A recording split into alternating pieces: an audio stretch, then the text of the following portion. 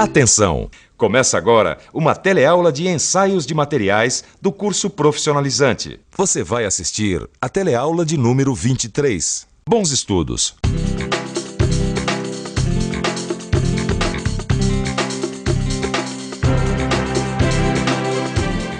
Eu tenho certeza que você já tirou uma chapa do pulmão para o trabalho ou para a escola. Agora, você já parou para olhar e tentar entender o que está demonstrado na radiografia? Será que o meu pulmão está bom ou será que ele tem algum problema? Bom, para observar uma radiografia e fazer esse tipo de análise, só sendo um especialista. E a mesma coisa acontece na indústria, porque existe a radiografia industrial, que é o assunto da nossa teleaula de hoje. Na teleaula de hoje, você vai conhecer alguns conceitos básicos da radiografia industrial. Vai saber como surgiu a radiografia industrial e vai conhecer as radiações utilizadas nesse tipo de ensaio. Uma chapa radiográfica, como essa, é usada para saber se um osso tem alguma fratura ou se algum órgão está afetado por alguma doença.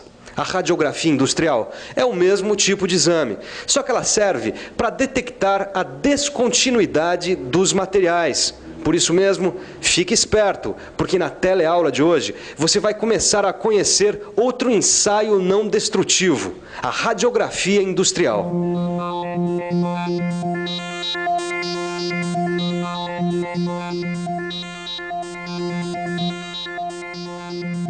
E aí, Ed?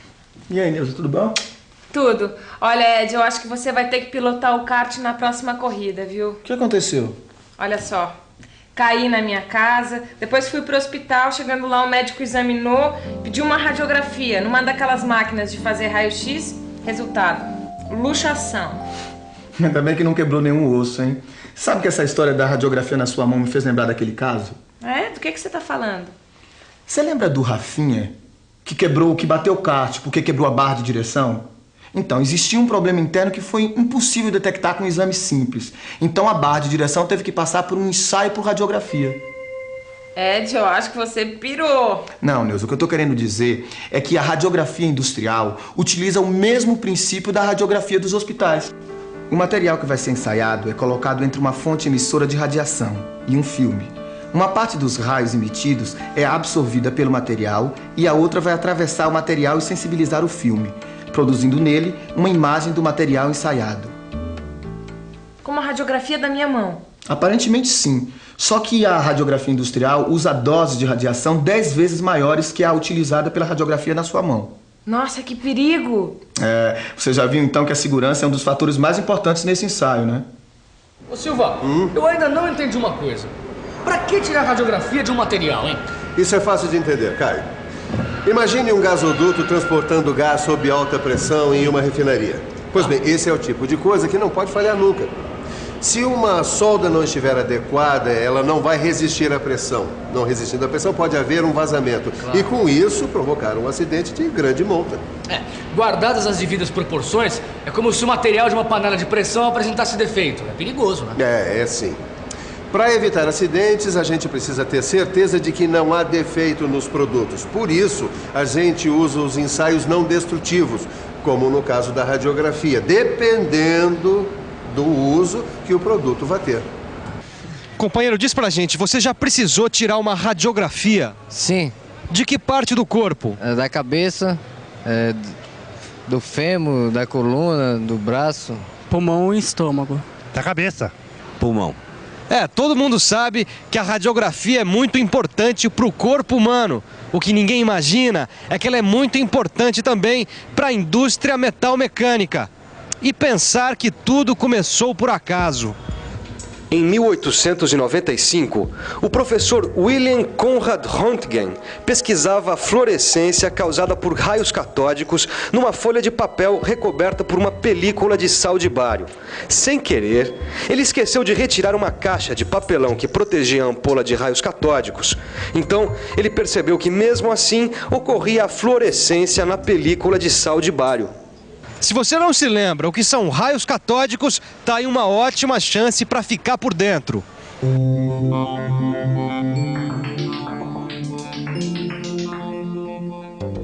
Os raios catódicos são um feixe de elétrons que partem do cátodo, acelerados em alta velocidade por uma fonte externa de alta tensão, em direção a um alvo chamado ânodo. O que o professor Roentgen descobriu é que algum tipo de raio até então desconhecido ultrapassava uma caixa de papelão como essa, atingindo o papel, e que além dos raios catódicos, essa ampola emitia um outro tipo de raio. Como esse raio era desconhecido, o professor Roentgen decidiu chamá-lo de raio-x. Diversas pesquisas foram auxiliadas com a descoberta do raio-x e vieram novas descobertas. Henri Becquerel, Pierre e Marie Curie constataram a emissão dos raios semelhantes aos raios-x por metais pesados, que têm grande número atômico, como o urânio, o polônio e o rádio. E assim surgiu a denominação radioatividade, que é a emissão espontânea de radiação por elementos químicos. Bom, daí para a descoberta dos raios gama foi um pulo. E da descoberta dos raios gama surgiu a gammagrafia, que é a inspeção de peças através dos raios gama. O raio-x e o raio gama são dois tipos de radiação usados no ensaio por radiografia industrial. Para conhecer um pouco mais o raio-x e o raio gama, nós vamos falar sobre as ondas. Que onda, Silva? Os raios X e gama são ondas eletromagnéticas do tipo da luz. Olha aqui, Caio. O comprimento da onda desses raios é menor que o da luz visível e menor que dos raios ultravioleta e infravermelho. Pois então, para você ter uma ideia, Caio, os raios X e gama podem atravessar corpos opacos como uma parede, enquanto que a luz visível só atravessa corpos translúcidos, como esse copo com água. Nessa representação de um exame radiográfico, a gente vai ver que a variação de radiação que atravessa a peça é captada e registrada em filme radiográfico, que depois de revelado, mostra uma imagem da peça com regiões claras referentes às maiores espessuras e com regiões escuras referentes às menores espessuras. A gente precisa conhecer também, Caio, as principais propriedades das radiações X e gama. Os raios X e gama se propagam em linha reta com a mesma velocidade da luz, produzem luz em substâncias fluorescentes e provocam o escurecimento do filme fotográfico. Além disso, eles tornam o ar e outros gases condutores de eletricidade. São mais absorvidos pelos elementos pesados, não são desviados por campos magnéticos, possuem vários comprimentos de ondas e, principalmente, causam danos às células do corpo humano e modificações genéticas, né? A gente veio até essa clínica de radiologia para saber que cuidados o pessoal toma para não ficar exposto à radioatividade. Vamos conversar com o Roberto, que é técnico no assunto. Roberto, que cuidados você toma para se proteger da radioatividade? Bom, eu uso um avental de chumbo, um protetor de tireoide, uma luva de chumbo, né? E nós usamos também esse dosímetro aqui, que é para medir a radiação que a gente é exposto diariamente no setor radiológico. Obrigado, Roberto. Pois é.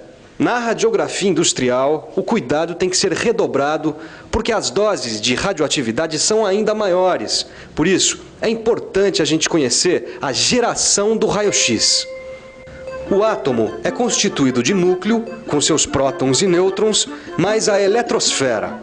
O raio-x é gerado quando os elétrons de um cátodo são acelerados em direção a um ânodo.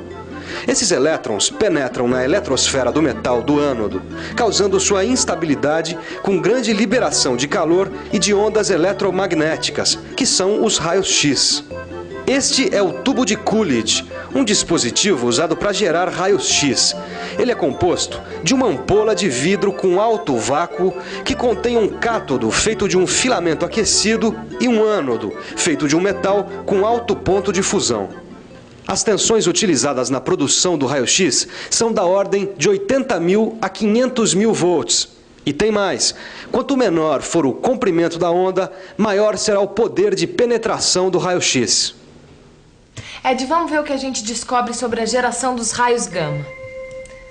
Bom, aqui diz que é possível encontrar átomos do mesmo elemento químico com diferentes quantidades de nêutrons no seu núcleo e esses elementos são chamados de isótopos. Alguns dos isótopos encontrados na natureza são radioativos, porque emitem espontaneamente partículas e radiação eletromagnética a partir do núcleo. O urânio, por exemplo, pode apresentar em seu núcleo 92 prótons e 146 nêutrons. É o chamado urânio-238, que aqui a gente vê se desintegrando e formando o tório-234. Ele é um exemplo de isótopo radioativo. As partículas e radiações emitidas pelos isótopos radioativos são de 3 tipos: alfa, beta e gama. Acho que já saquei, viu, Neuza? Os raios gama têm alto poder de penetração. Por isso a radiação é utilizada no ensaio. Além disso, Ed, olha só, existem 2 tipos de isótopos, os naturais e os artificiais. Os artificiais, que são usados na gammagrafia, são produzidos nos reatores nucleares. É isso aí, ó. Os núcleos desses isótopos se desintegram constantemente. Por isso é importante a gente conhecer alguns valores, como, por exemplo, a meia-vida de um isótopo radioativo. E meia-vida é um termo usado para designar o tempo necessário para a atividade da fonte radioativa chegar à metade do seu valor inicial com a desintegração. Olha aqui, ó. O cobalto 60 tem meia-vida de 5 anos, 3 meses e 18 dias. O irídio 192 tem meia-vida de 75 dias. E o césio 137 tem meia-vida de 33 anos. Acho que sem isso aqui não tem ensaio não, né, Silvano? Não tem mesmo. Aliás, Caio, eu acho que está numa boa hora para a gente falar sobre o filme para radiografia. Vamos lá. Que, por sinal, é muito parecido com esse aqui, o de fotografia. A única diferença, Caio, é que ele é recoberto por uma emulsão de sais de prata dos 2 lados. Pois bem, depois que o filme é exposto à radiação, os grãos dos sais de prata reagem quimicamente quando entram em contato com o revelador e se transformam numa prata metálica enegrecida. E essa prata enegrecida constitui a imagem na chapa radiográfica, é isso? Exatamente. Agora, para escolher o filme que vai ser usado, é preciso levar em consideração o tipo de ensaio que vai ser realizado. Caio, os filmes têm algumas características, como a densidade radiográfica, que é o grau de enegrecimento registrado no filme, em função da exposição. O contraste de imagem, que é dado pela diferença de densidade entre as regiões do filme. A velocidade, que é a taxa em que ocorre a sensibilização dos grãos dos sais de prata.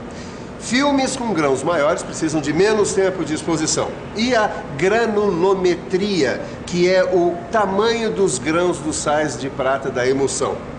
Grãos menores significam mais nitidez.